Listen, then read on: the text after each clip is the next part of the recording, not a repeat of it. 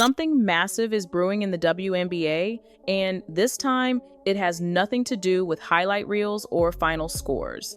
What started as a few hard fouls against Caitlin Clark has spiraled into something far more dangerous than anyone could have imagined. We're talking about whispers of federal involvement, government-level inquiries, and boardroom panic so intense that fans may never fully see what's happening behind the curtain. Think about it. When was the last time you even heard of the Department of Justice glancing at a professional sports league? Almost never. Yet, here we are, with Clark's treatment on the court now reaching the desks of senators, attorneys with Washington connections, and even federal investigators. And here's the shocking twist: none of this happened by accident. According to insiders, every shove, every blindside hit, every reckless foul was tracked, documented, and quietly fed into a strategy that looks less like basketball and more like a legal chess game.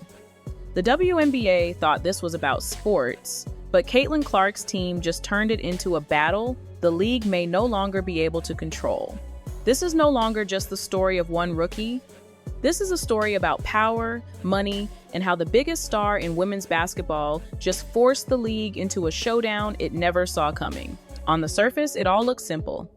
Caitlin Clark entered the WNBA as the most hyped rookie the league had ever seen, carrying record-breaking ratings, sold-out arenas, and a level of attention women's basketball had never experienced.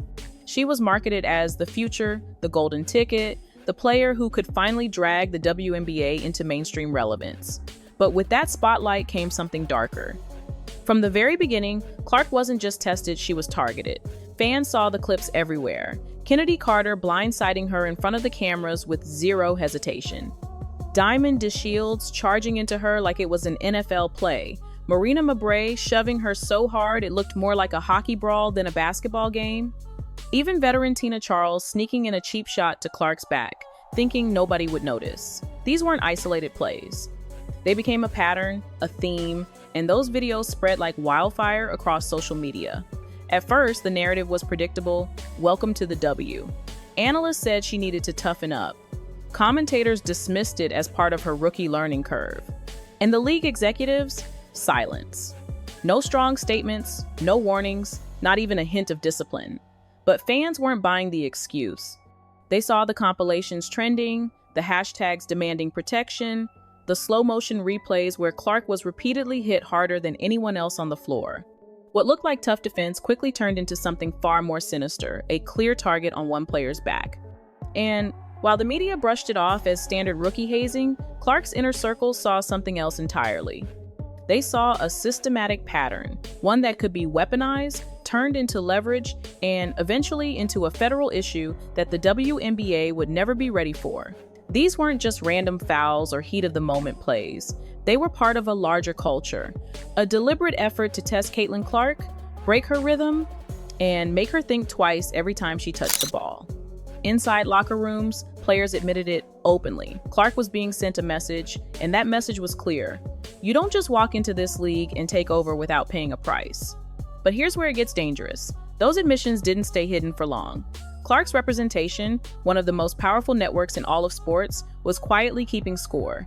Every shove, every elbow, every quote from a teammate or opponent, it was all documented, time-stamped, and cataloged like evidence in a case file. They weren't simply angry about Clark being roughed up on the court, they were building a case designed to push the conversation out of basketball and into the world of law and politics. Think about that for a second. While fans debated whether she just needed to toughen up, her team was already moving 3 steps ahead, framing her treatment not as sports drama, but as workplace harassment. And once you use that word harassment, you change the game completely. Because harassment isn't settled in locker rooms or in ESPN studios, it's settled in federal offices, where the language of civil rights law becomes the playbook. Clark's camp knew exactly what they were doing, because they anticipated this from day one. They understood that a star with her spotlight would face jealousy, resentment, and physical targeting. So they prepared for it, weaponized it, and waited for the perfect moment to unleash it. That's why the escalation felt so sudden to everyone else. Because while the league was asleep at the wheel, Clark's team had already lined up the pieces like a chessboard, ready to force the WNBA into a corner it couldn't escape. The turning point came when Washington itself was pulled into the storm. What looked to the public like just another sports controversy suddenly became a matter of federal interest, and it started with a single letter. Senator Jim Banks sent a formal notice directly to WNBA Commissioner Kathy Engelbert, and while most people brushed it off as political posturing, insiders knew it was anything but random. That letter wasn't written for headlines. It was crafted for the record, legally precise, strategically timed, and designed to create a paper trail that could trigger federal review. And here's why that matters. Federal agencies like the Department of Justice or the Equal Employment Opportunity Commission don't need press conferences to act. They don't need to announce investigations or make public threats. All it takes is one credible trigger, like a senator's letter or the mountain of documented evidence Clark's camp has been collecting, for them to quietly begin preliminary reviews behind the scenes. Phone calls are made, information is requested, internal notes are logged, and no one outside those offices even knows it's happening until it explodes into the public eye. This isn't about missed calls or hard fouls anymore. Title VII of the Civil Rights Act governs workplace harassment and discrimination, and if Clark's treatment can be proven to differ from what other players face, especially if it's linked to her gender, race, or status, then suddenly the WNBA isn't just handling a PR headache, they're staring down potential federal exposure.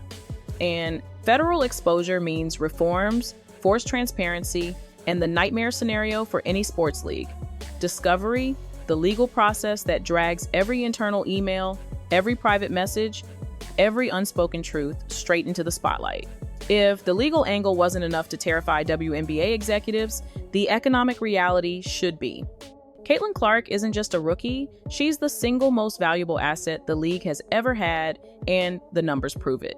Since her debut, merchandise sales have exploded over 600%. League Pass subscriptions are up more than 360%, and television ratings for games she plays in double or even triple compared to games she doesn't. Even ticket prices skyrocket the moment her name is on the schedule. That isn't growth, that's dependency, and the league knows it. Every shove Clark absorbs, every unprotected foul, isn't just a risk to her body, it's a direct threat to the league's bottom line. Imagine what happens if Clark goes down with a serious injury because of this targeting.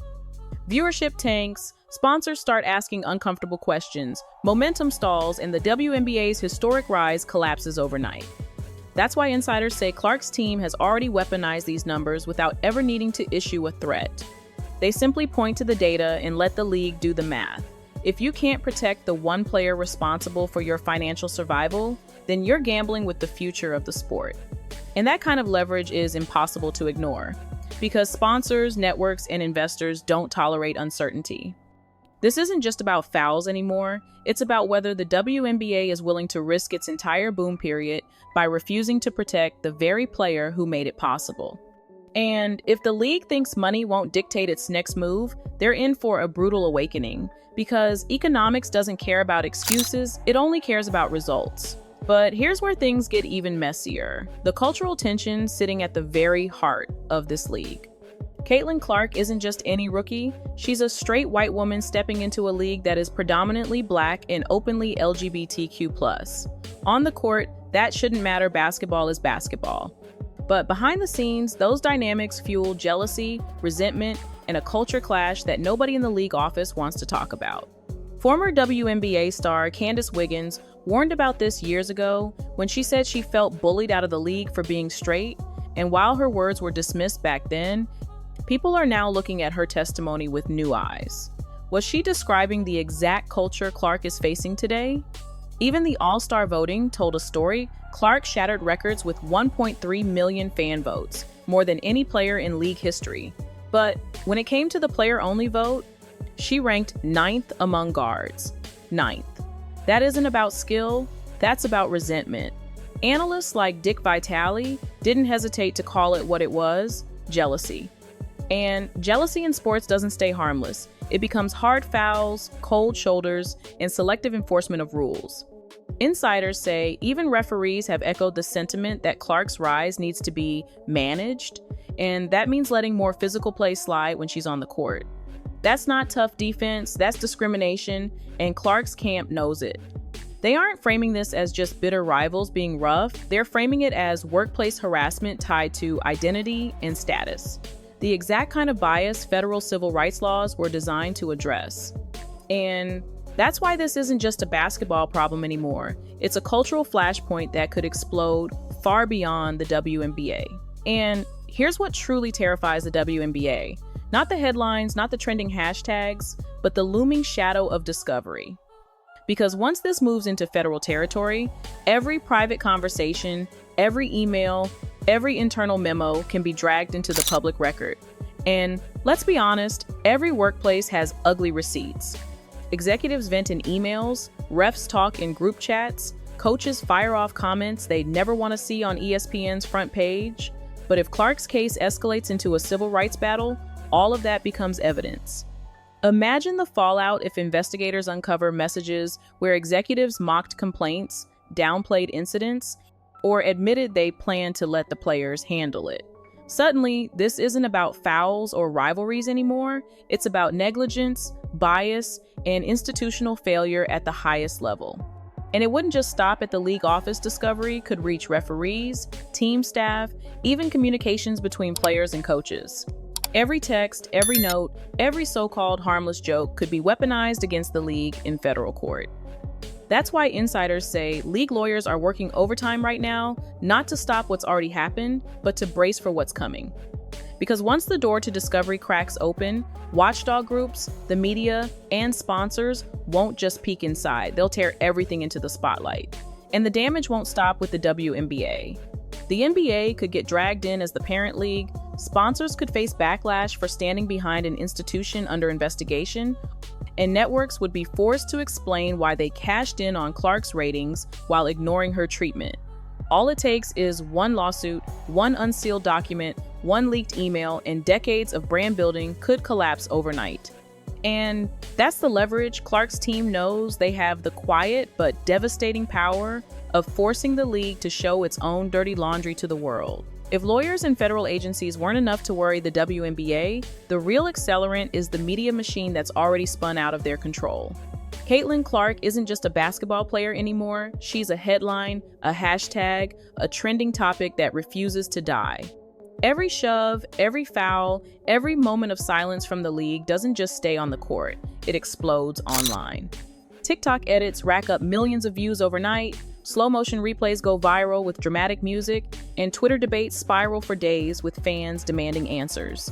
Talk shows, podcasts, even late night comedians are weighing in, framing Clark as either the victim of targeted bullying or the golden girl who can't handle the heat. Either way, the spotlight never leaves her. And here's what makes it dangerous for the league: the mainstream narrative isn't controlled by the WNBA anymore. It's being driven by viral clips, influencers, and public outrage. And nothing the commissioner says can compete with a 30-second highlight blasting across social media feeds. Celebrities are jumping into, musicians wear Clark's jersey on stage, actors name drop her in interviews, comedians roast the league in their routines. She's no longer just an athlete, she's a symbol, and once you cross that line, the story doesn't stay in sports, it becomes part of the culture war. And the more the WNBA tries to ignore it, the louder it gets. Vague statements fuel more skepticism, silence creates more outrage, and every viral post boosts Clark's influence while eroding the league's credibility. At this point, she's not just playing basketball, she's playing the media game better than the league itself. And whether the WNBA likes it or not, the court of public opinion has already started delivering its verdict. What makes this entire saga even more fascinating isn't just what's happening, it's when it's happening. Caitlin Clark's camp didn't stumble into controversy by accident. Every move, every silence, every carefully chosen word feels like part of a strategy timed down to the second. Think about it. The hard fouls pile up just as her rookie season drives record-breaking ratings. The league stays silent, while outrage builds online, letting frustration boil over on its own. Then, right as whispers of federal interest begin to circulate, Clark's team drops subtle hints about harassment and selective enforcement, turning public sympathy into pressure without ever saying too much. This isn't chaos, it's calculated. They've let the outrage breathe, letting fans and media do the heavy lifting, so that when they finally speak or file something official, the impact will land like a tidal wave. And the timing couldn't be worse for the WNBA. This is the year the league is trying to sell itself as the next big thing, pitching sponsors, networks, and fans on growth and relevance like never before. But while glossy ad campaigns promise a bright future, viral videos of Clark being targeted on the court tell a different story, a story of a league failing to protect its biggest star. Even the silence feels intentional. By holding back, Clark's camp is letting the tension build until the league is forced into mistakes, forced into defensive statements that only make them look weaker. It's not a fight anymore, it's a chess match, and Clark's team isn't playing for sympathy, they're playing for maximum leverage at the exact moment the league is most vulnerable. In high-stakes battles like this, timing isn't just everything, it's the difference between making noise and making history. So where does this all leave us? Caitlin Clark is no longer just a rookie trying to survive the toughest season of her life. She's become the center of a storm that now involves lawyers, senators, federal investigators, corporate sponsors, and millions of fans watching every move. What began as a few hard fouls has spiraled into something that could redefine professional sports forever. If Clark's camp keeps pressing, this won't just force the WNBA to answer for its silence, it could set legal precedent, rewrite policies, and change the way every league in America treats its players. Because once one athlete proves that targeted treatment can be framed as harassment, discrimination, or civil rights violations, the floodgates open, and suddenly, that's just how the game is played, is no longer a defense, it's evidence. That's the nightmare scenario executives across every sport are quietly praying never happens. But Caitlin Clark's case is already too big to contain. She isn't just defending herself anymore, she's testing the limits of where competition ends and abuse begins. She's challenging a system that has for decades told athletes to toughen up, stay quiet, and sacrifice for the brand. And if she succeeds, this won't stop with the WNBA. It will ripple into the NBA, the NFL, college sports, and beyond, reshaping the balance of power between leagues and players. That's why this story isn't really about basketball at all. It's about money, culture, identity, and power colliding in a way no league has ever been prepared to handle. Caitlin Clark is standing at the crossroads of sports and history.